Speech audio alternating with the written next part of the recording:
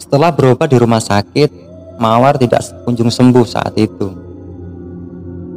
Malah sakitnya Mawar ini semakin parah. Batuk disertai muntah darah ini seminggu bisa sampai 3 kali.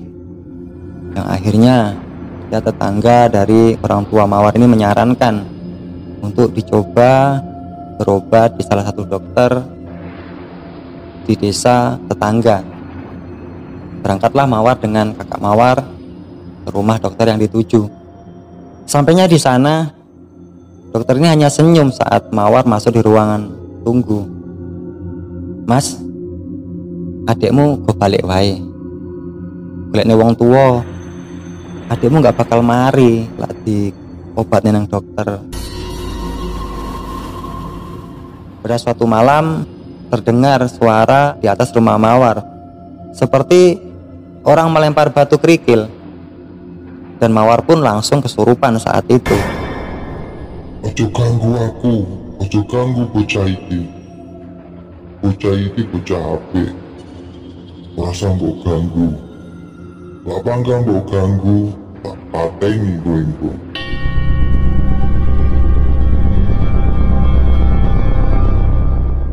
Assalamualaikum warahmatullahi wabarakatuh.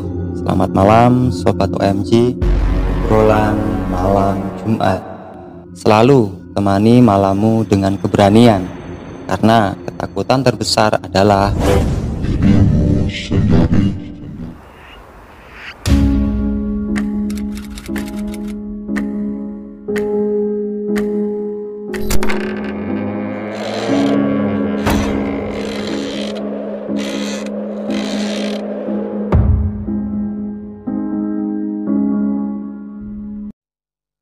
Malam ini kembali OMG berbagi kisah misteri Adikku Korban Teluh. Cerita ini adalah kisah nyata, kiriman Sobat OMG dari Palembang, Sumatera Selatan. Bagaimana keseruan ceritanya? Inilah kisahnya. Kisah ini terjadi sekitar 10 tahun yang lalu, menimpa sebut saja Mawar, si bungsu dari 3 bersaudara. Mawar adalah pribadi yang keras, tegas, tapi jujur. Meskipun Mawar hanyalah lulusan sekolah menengah pertama, karena saat itu Mawar tahu ekonomi keluarganya sedang tidak baik-baik saja. Jadi Mawar lebih memilih untuk mencari pekerjaan daripada meneruskan sekolahnya. Singkat cerita, Mawar diterima bekerja sebagai pelayan di salah satu rumah makan di kota Prabu Mulih. Tidak terasa 3 tahun Mawar bekerja, dan mungkin karena kerja Mawar ini dianggap bagus, Mawar diangkat menjadi kasir, sekaligus diberikan kepercayaan mengawasi dan memberikan pengarahan kepada setiap karyawan baru. Nah, inilah awal dari musibah si Mawar, karena ada salah satu karyawan baru saat itu yang kurang senang dengan Mawar. Mawar dianggap cerewet lah, suka mengatur, padahal si Mawar hanya menjalankan tugasnya. Tapi tetap saja karyawan baru ini ngeyel, dan akhirnya terjadi percekcokan di antara mereka yang berujung pada pemecatan karyawan baru ini. Tapi Mawar tetap bekerja seperti biasa. Ada satu kebiasaan buruk Mawar yang menurut keyakinan orang Jawa ini adalah pamali, tidur di waktu menjelang maghrib. Mawar sering diingatkan oleh kakaknya, "Duk, ojo sering turu maghrib, saru pamali." Dan memang kakaknya ini sudah tahu waktu istirahat Mawar adalah setengah 6 sore. Kakaknya hanya bisa memberikan peringatan supaya Mawar lebih berhati-hati. Setelah pemecatan karyawan baru ini, kakak Mawar mendapat kabar bahwa adiknya sakit karena terjatuh dari kamar mandi. Yang anehnya, sakitnya Mawar ini disertai dengan kesurupan. Beberapa hari Mawar dirawat di Prabu Mulih. kondisinya tidak membaik, malah semakin memburuk. Akhirnya Mawar dibawa pulang. Ada satu kejadian yang janggal saat Mawar sampai di rumah orang tuanya. Saat itu Mawar menangis di depan rumah orang tuanya. Menangis layaknya anak kecil. Di bapakku.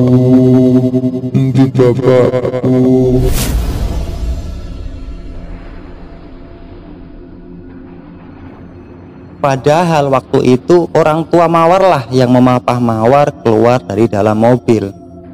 Hal ini menjadikan kakak Mawar mengambil sikap cepat lah. Ini adikku pasti kesurupan. Akhirnya kakak Mawar menemui salah satu orang yang dituakan di desa itu.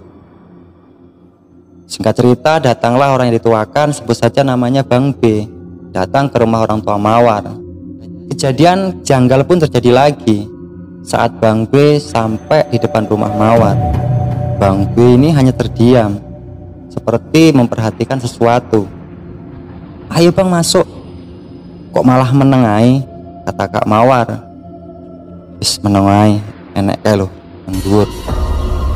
Kakak Mawar hanya mengiyakan walaupun dia tidak tahu apa yang ditunjuk oleh Bang B. Sampainya di dalam rumah, diajaklah Bang B ini ke kamar si Mawar.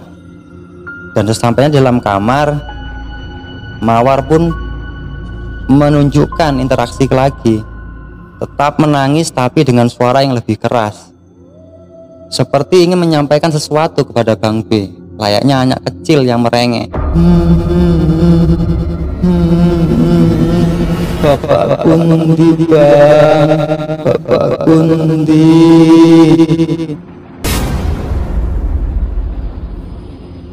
Kakak Mawar pun semakin panik dengan keadaan adiknya. Ia memperhatikan Mawar seperti anak kecil, menangis, tapi sorot mata Mawar begitu tajam memandang kepada Bang B. Tidak lama, Bang B pun seperti membacakan doa-doa waktu itu. Tak lama, Mawar pun tertidur.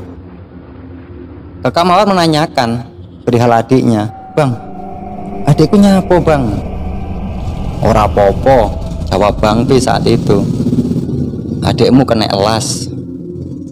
Karena kurang paham perihal masalah gaib, Kakak Mawar kembali bertanya kepada Bang B, "Elas ki apa tuh Bang?" "Elas ki yo bayi sing keguguran, sengaja karo ora sengaja digugurne wong tuane. Lah kuwi mau sing ngrasuki Mawar ki ngaku, dhek iki elas sing dibuang nang kamar mandi rumah makan nggone Mawar kerja." Dengan penjelasan Bang B ini, kakak Mawar baru paham bahwasanya elas ini adalah khorin. Kalau istilah orang pesantren ini khorin, sedangkan orang Jawa menyebutnya begimbang, yang mengganggu adiknya karena tidak terima kalau dia dibuang di kamar mandi tempatnya Mawar bekerja. Dan khorin elas inilah yang menjatuhkan si Mawar dari kamar mandi dan yang merasuki tubuh si Mawar. Beberapa hari Mawar berobat kepada Bang B ini. Alhamdulillah Mawar berangsur-angsur membaik, dan akhirnya Mawar kembali bekerja seperti biasa di Prabu Mulih. Tidak lama Mawar bekerja di Prabu Mulih, sekitar 1 bulan. Kakak Mawar pun kembali mendapat kabar bahwa Mawar masuk rumah sakit karena muntah darah.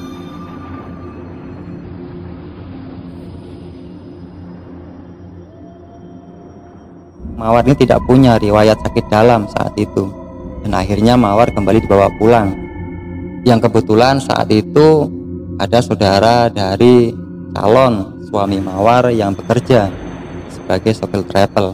Ada satu yang dirahasiakan pada orang tua Mawar karena memang ibu Mawar sakit darah tinggi.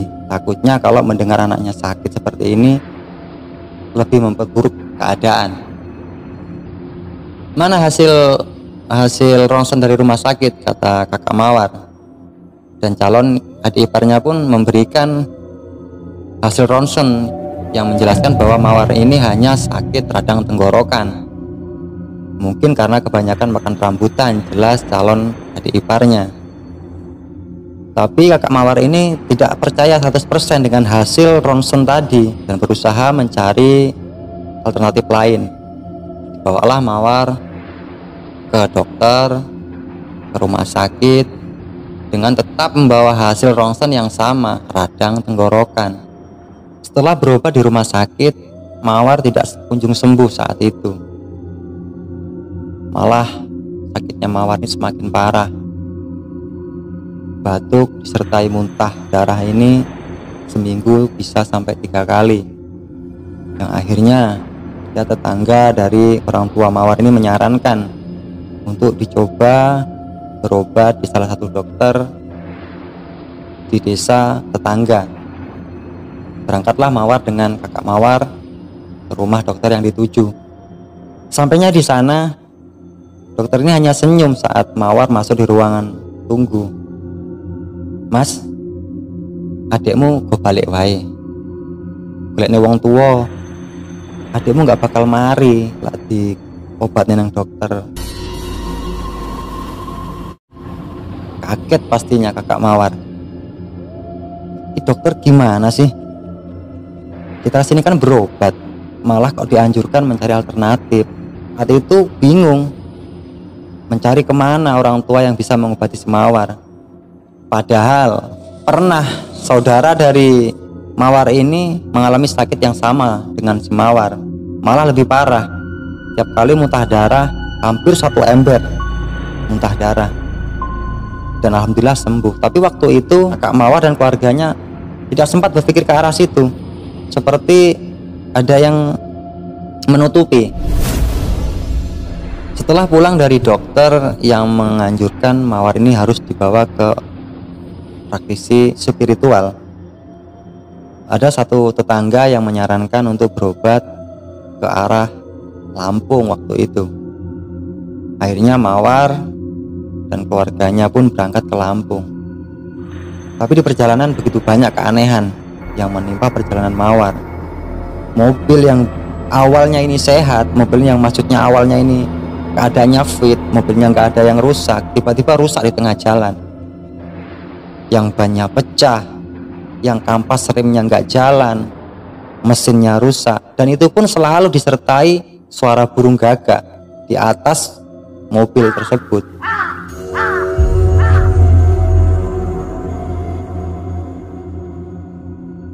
Sampainya di rumah, tidak ada perubahan pada diri Mawar. Malah Mawar semakin menjadi sakitnya.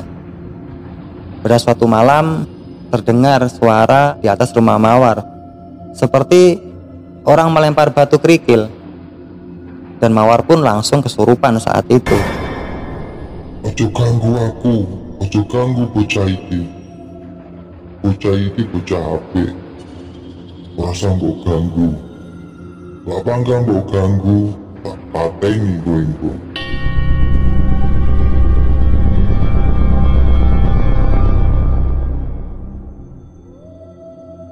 Melihat hal tersebut, kakak Mawar teringat dengan Bang B tadi. Akhirnya kakak Mawar pun berangkat ke rumah Bang B. Yang naasnya saat itu, Bang B tidak bisa menerima pasien karena saat itu malam naasnya Bang B. Pulanglah Kak Mawar hanya dengan membawa air diberikan kepada Mawar. Alhamdulillah Mawar sembuh waktu malam itu. Keesokan harinya Mawar kembali batuk darah,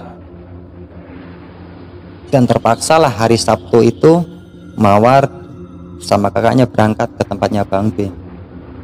Di tengah perjalanan Mawar tetap batuk dan muntah darah, sehingga baju dari kakak Mawar ini basah terkena darah. Sesampainya di tempat Bang B, Mawar dan kakaknya dipersilakan masuk. "Lebu," kata Bang B, "wis tunggunan ruang tunggu. Soale dino iki sik dino Setu," jelas Bang B. Memang ada perbedaan perhitungan pergantian hari menurut orang Jawa dan perhitungan hari menurut orang Islam. Kalau orang Jawa menghitung perpindahan hari dari sehabis asar, tapi kalau perhitungan Bang B ini selepas azan maghrib. Jadi Mawar dan kakaknya menunggu di ruang tunggu cukup lama saat itu, karena memang Bang B belum bisa mengobati Mawar. Di waktu tunggu inilah Mawar bilang sama kakaknya, "Mas, aku mari toh Mas." Satu pertanyaan yang membuat hati kakak Mawar ini seperti teriris. Ingin nangis, cuman kalau aku nangis gimana adikku bisa kuat? Kakak Mawar pun menjawab, "Yo marilah, wong diobatne kok ora mari," sambil menahan air matanya.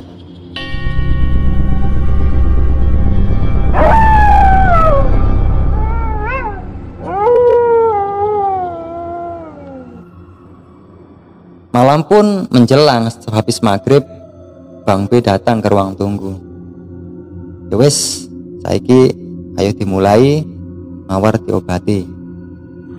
Akhirnya Bang B melihat kondisi Mawar saat itu dan dimulailah istilahnya pengobatan. Saat itu Mawar pun langsung bereaksi. Yang anehnya, waktu Mawar ini kesurupan yang waktu awal itu kan anak kecil, cuman malam itu bukan anak kecil lagi, mengancam Bang B waktu itu. Wis ra usah melok-melok, itu urusanmu. Bocah ini kudune mati. Akhirnya terjadilah pertarungan istilahnya Bang B dengan sesosok yang merasuki Mawar. Selesai yang satu, tapi Mawar tetap kerasukan saat itu sampai beberapa kali. Setelah beberapa kali Mawar ini kerasukan, sosok jin yang merasuki tubuh Mawar, tinggal satu kata Bang B, "Iki lah ora kalah sak dukune, ya ora bakal mari Mawar iki." Kembali terjadi pertarungan antara Bang B dan jin yang merasuki tubuh Mawar, yang berakhir jin ini mengaku kalah. Aku ikut dikongkon. Aku dikongkon mateni Mawar. "Sopo sing ngongkon awakmu?" kata Bang B. Yang pernah cekcok dengan Mawar waktu kerja di Prabu Muli.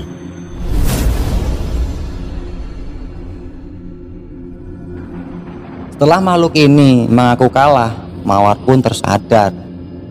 Tidak lama Mawar pun kembali kerasukan, tapi bukan sosok jin, melainkan sosok Las yang awal merasuki Mawar saat di kamar mandi. Las ini pun berbicara dengan Bang B seakan-akan memohon. "Bang, aku aja diusir Bang, aku mau metu. Aku wedi Bang lah metu Bang. Kae lho Bang sing gede-gede wae. Aku ra ndek omah Bang, aku ra ndek jeneng." Pengakuan Las yang ada di dalam tubuh Mawar. Akhirnya Bang B pun merayu saat itu. "Ya wis, saiki ngene. Awakmu tak kei jeneng. Ya tak gawekne omah. Ya tak sandangi. Tapi awakmu metu teko awake Mawar, mesakno." Las ini pun mengiyakan dengan syarat yang sudah disebutkan. Diberikan nama, diberikan rumah, dan diberikan baju. Lantas Bang B menyuruh kakak Mawar untuk menyiapkan semua persyaratannya. 1 lembar kain mori, baju anak kecil perempuan ukuran anak umur 2-4 tahun, dan memberikan jenang abang putih. Kalau orang Jawa pasti kenal istilah jenang abang putih. Malam itu pun kakak Mawar menyiapkan semua persyaratan yang diminta oleh Bang B. Ritual pun dimulai jam 12 malam waktu itu. Bang B mengisyarohkan atau istilahnya menarik begimbangnya las yang merasuki tubuh Mawar ke dalam kain mori dan membungkusnya layaknya seperti mengafani mayat dan memberikan nama saat itu. Akhirnya Bang B menyuruh kakak Mawar untuk menguburkan kain mori tersebut. Saat itu Kak Mawar bersama 2 orang temannya yang salah satunya adalah adik dari Bang B berangkat ke pemakaman umum. Dari keluar rumah Bang B ini banyak sekali penampakan saat itu. Seperti yang disebutkan Mawar, sosok yang besar, tinggi, hitam, matanya merah saat itu mengikuti langkah Kak Mawar sampai ke pemakaman umum. Takut, tapi karena keinginan kuat untuk adiknya supaya sembuh, semua dilewati. Digalilah kuburan saat itu untuk mengubur kain mori tersebut. Setelah selesai, kakak Mawar pun pulang ke rumah Bang B. Bang, serampung. Dambo kubur nanti? Tanya Bang B saat itu. Yono pemakaman Bang. Loh, salah. Seharusnya kamu kubur di belakang rumah kamu supaya kamu bisa merawat. Itu kan permintaannya si Las tadi. Akhirnya kakak Mawar ini kembali lagi ke kuburan. Akhirnya ritual malam ini selesai. Alhamdulillah kondisi Mawar mulai membaik. Mawar pun tidak lagi bekerja di rumah makan Prabu Mule. Lama Mawar tidak mengalami kerasukan. Tapi ada satu hal yang membuat kakak Mawar ini takut. Mawar ingin berumah tangga saat itu. Karena pesan dari Bang B, jangan sampai Mawar ini ada tekanan, jangan sampai Mawar ini marah, supaya si Las tadi tidak kembali merasuki tubuh Mawar. Tapi karena Mawar ini udah berumah tangga, pasti tidak bisa keluarganya mengawasi sepenuhnya dengan keseharian si Mawar. Pas sudah berumah tangga, Mawar ikutlah dengan orang tua suaminya. Di sana Mawar kerasukan lagi sosok Las yang merasukinya beberapa tahun yang lalu.